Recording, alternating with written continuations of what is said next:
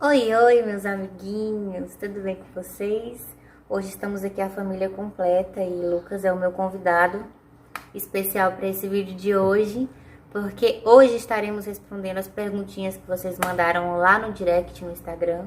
Inclusive, se você ainda não nos segue, eu vou deixar o arroba aqui embaixo, meu, do Lucas e do Theo, para que você possa seguir e ter uma interação mais próxima com a gente, viu? Oi, galerinha! Usem máscara. Quem usa máscara salva. Inclusive, se você não for inscrito, já se inscreve aí no canal que a gente vai estar postando coisas boazinhas aí, viu, galera? Eu sou Laila Ferreira e está começando mais um vídeo.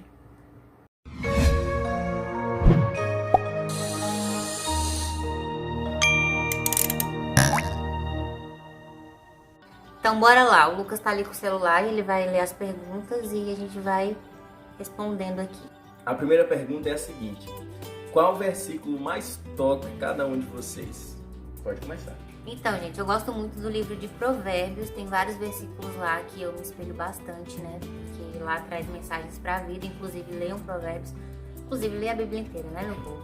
Mas tem um versículo em especial que tá lá no livro de Mateus, no capítulo 6, a partir do versículo 25, tá? Que é o Sermão do Monte, onde fala pra gente não estar ansioso, né, com as coisas da vida, porque Deus há de suprir todas as nossas necessidades. E é nele que eu me apego diariamente, né? Quando a gente tá preocupado. E lá fala pra gente não ficar preocupado com o que é a vez de comer, de beber. Então, vale a pena você lá dar uma olhadinha nesse versículo, porque ele tem muito a acrescentar nas nossas vidas. O meu versículo preferido da Bíblia é Romanos capítulo 9, versículo 16. Quem me conhece sabe que eu sou um cara que praticamente nasci dentro da igreja. Meus pais se converteram quando eu estava na barriga da minha mãe, então quando eu nasci eles já eram cristãos e desde aí eu nunca faltei um culto, passei minha vida toda dentro da igreja. Só que um dos perigos que acontece com quem passa a vida toda dentro da igreja é crescer achando que está salvo, crescer achando que já é de alguma forma, por estar todos os dias na igreja, salvo. Só que a partir do momento que eu comecei a ler a Bíblia, que Deus abriu meus olhos, tá? Eu percebi que eu estava na igreja, mas eu estava perdido. E aí eu passei a buscar várias formas de tentar me salvar por minhas próprias obras. Eu ficava mais fervoroso, eu ia mais vezes na igreja, eu fazia isso e aquilo, só que eu acabava percebendo que nada disso me ajudava. Tá? Eu li um livro excelente, inclusive recomendo para vocês, deixa eu ver se eu consigo achar ele aqui rápido. Esse aqui, Graça Abundante ao Principal dos Pecadores, do John Bunyan. E ele passa exatamente por isso. É a mesma coisa que eu passei. É um cara que achava que era salvo, achava que era convertido, mas estava indo para o inferno, caminhando para o inferno. E esse texto me ajudou muito a tirar esse peso das minhas costas, a entender como funciona o processo de salvação. O texto de Romanos 9,16 diz que, portanto, isso não depende do desejo ou do esforço humano, mas de usar Deus a sua misericórdia. Quando eu entendi que não depende de mim, do meu esforço, dos meus méritos próprios, mas depende única e exclusivamente de Deus, então eu pude achar a perfeita salvação, a perfeita comunhão com Deus Pai. E por isso eu acho que esse texto, para mim, é o mais lindo de todas as escrituras, de toda a escritura, e me ajudou muito. Amém. Próxima pergunta. Conte um pouquinho como vocês se conheceram. Como a gente se conheceu? Tá, então vou começar. Eu, antes de ter Lucas, eu fiz uma cartinha pra Deus. É uma experiência própria, viu, gente? Tô dizendo que isso vai funcionar com você. E aí eu fiz uma cartinha pra Deus que a pessoa que eu fosse namorar, eu queria que fosse pra me casar. Nisso já tinha passado uma vida mundana, né? Porém, a partir do momento que eu realmente me converti, o Espírito Santo me converteu, aliás, eu fiz uma cartinha pra Deus falando que a pessoa que eu colocasse ali as características que eu queria era a pessoa que Deus abriria os meus olhos espirituais para enxergar como sendo meu futuro marido. E aí eu coloquei algumas características que quando eu notasse essas características naquela pessoa, eu sentiria algo. Mas eu coloquei ali, amor, não crê muito nessas coisas, não. Mas foi uma experiência que comigo funcionou, né? E aí, beleza, ele fazia o curso comigo, e aí teve um dia que ele foi apresentar lá na frente um seminário. E uma das características que eu escrevi dentro dessa cartinha, que para mim era a principal de todas, era relacionado ao sorriso. Eu falei assim, Deus, quando eu ver essa pessoa, a primeira coisa que vai me chamar a atenção vai ser o sorriso. E aí, beleza. Tô eu lá assistindo a aula, aí ele começou a sorrir, foi mesmo que fizesse assim, trim, trim. Aí ele sorriu, assim, eu falei, meu Deus, que menino do sorriso bonito. E aí meu amigo falou assim, não sei o que, fala lá com ele. Eu falei, não tenho coragem de fazer isso não. E aí nós fomos para um intervalo. Eu tô contando a minha versão, viu gente? Mas depois ele conta a dele diante disso tudo. E aí a gente foi pro intervalo. Aí quando chegou lá, um amigo dele pegou e falou que ele tinha falado que me achava bonita. Falou assim, olha, ele falou aqui que te acha muito bonita. Aí eu olhei pra ele e falei assim, obrigada. Ele falou assim, eu não falei nada não. Aí eu peguei e fiquei, Mas eu não tinha falado. me desculpe. E aí eu fiquei assim toda sem graça, né, mano? Aí beleza. Passou esse tempo, a gente começou a se falar porque eu entreguei um convite pra ele, não foi, amor? Não, eu fui visitar a Shekinah, que sim. tava tendo... Verdade. Era a igreja que ela frequentava lá. Eu fui lá só pra ver, porque o povo falava, é aquela igreja que diz isso e aquilo. Aí eu fui lá pra ver, e aí quando eu cheguei lá, o rapaz estava pregando lá e tudo, normal. Numa praça, não era? Era na praça ali de cima, que vocês estavam se reunindo. Sim. E aí ela me viu e veio falar comigo, veio me abraçar, me cumprimentar e tudo. E eu, beleza, normal, cumprimentei, abracei, fui embora pra minha casa. Aí quando eu cheguei lá em casa à noite, ela mandou mensagem, eu não sei com quem ela pegou meu número. Não, eu tinha pego seu número na praça, mas foi um dia que eu preguei, que eu levei a palavra, aliás. Eu peguei pra falar, eu falei assim, não, me passa seu número pra mim te manter atualizado dos dias de encontro e tal, foi bem isso?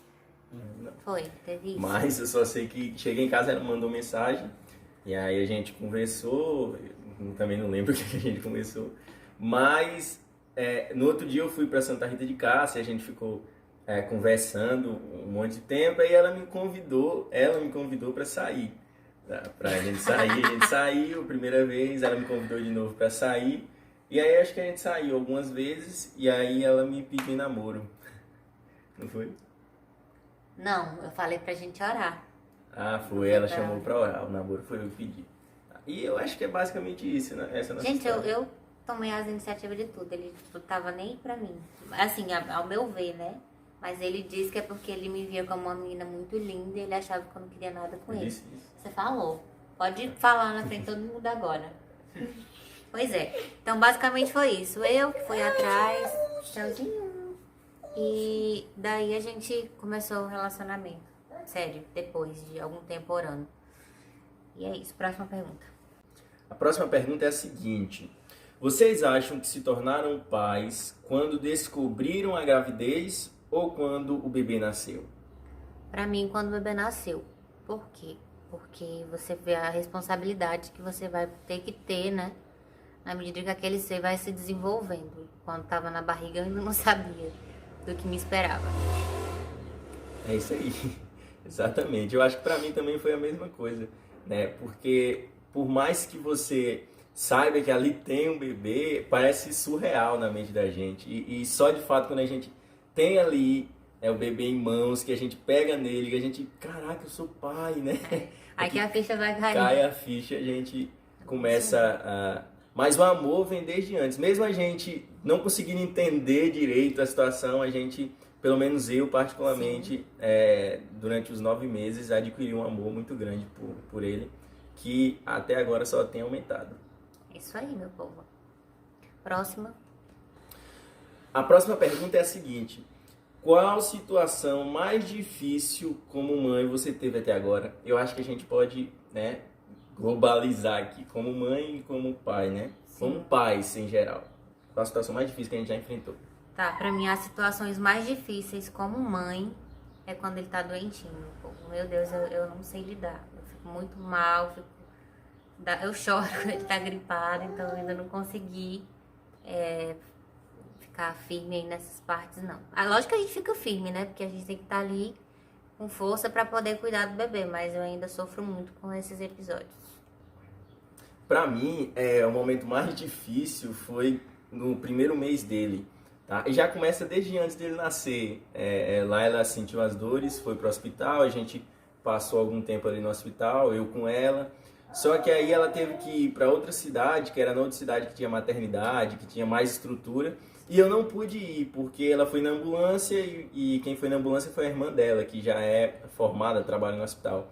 E eu não pude ir, fiquei aqui sofrendo, tá? Nós não tínhamos condições naquela época de fazer essa viagem, então eu tive que pedir ajuda a algumas pessoas, tá? Para poder adquirir a passagem e ir até lá. Eu queria agradecer aqui a Aldeni, né, meu grande amigo Aldeni, que abriu as portas da casa dele para eu ficar aquele período, tá? Não foi fácil ter que estar indo no hospital direto, angustiado, sem saber notícias às vezes, né? Mas graças a Deus deu tudo certo. E depois que ele chegou aqui, meu amigo, meu amigo, foi difícil demais.